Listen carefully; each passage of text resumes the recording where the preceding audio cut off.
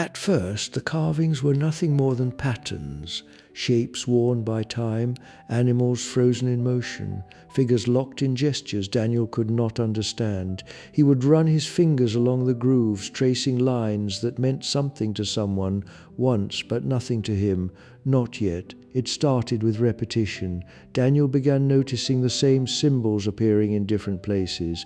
A jaguar carved beside a spiral, a bird above a series of lines, a human figure kneeling beneath both. He sat in the central chamber one afternoon, staring at a long wall of carvings. "Patterns mean language," he murmured, recalling something, maybe from a documentary, maybe from one of those endless videos he once watched. Language means meaning. So he began to observe, not just observe. He marked what he could, using charcoal from his fire. Daniel sketched simplified versions of the carvings onto flat stones.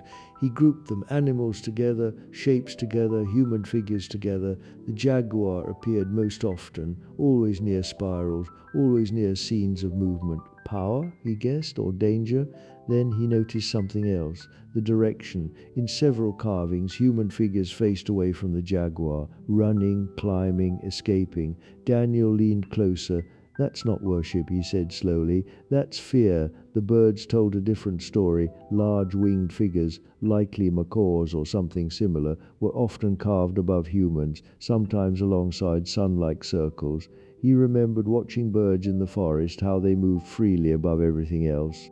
"Sky freedom," he whispered. He compared carvings, where jaguars appeared below, birds appeared above, ground versus sky, danger versus escape. The spirals puzzled him the most. They appeared everywhere beside animals, near human figures, carved into pathways and thresholds.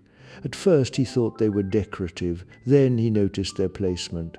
Always at transitions, doorways, staircases, edges of platforms, markers, Daniel said, not symbols, instructions. He followed them. One spiral led him to a narrow corridor he had ignored before.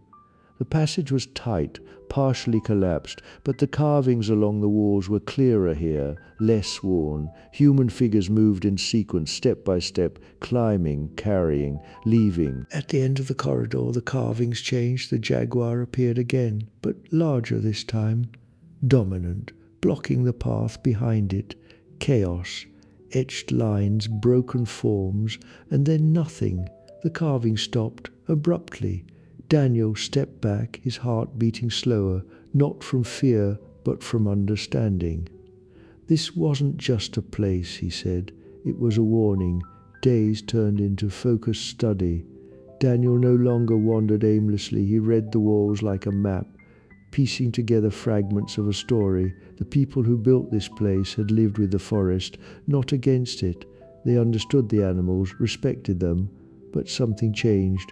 The jaguar symbols grew larger, more frequent, more aggressive. The human figures grew smaller, fewer. 2 scenes of balance turned into scenes of retreat, then disappearance. One night, sitting by his fire inside the temple, Daniel looked at the rusted blade beside him. "They didn't leave because they wanted to," he said quietly. "They were driven out." He stared into the darkness beyond the chamber. The carvings had taught him something more than history. They taught him that this place, this temple, was not abandoned by accident. It had been overrun, and whatever force had pushed its people out was still part of the forest. Daniel stood, gripping the blade, his eyes sharper. Now he wasn't just surviving anymore. He wasn't just exploring, he was learning the story of the forest itself. And the deeper he understood it, the closer he came to whatever truth the carvings were trying to protect or warn him about.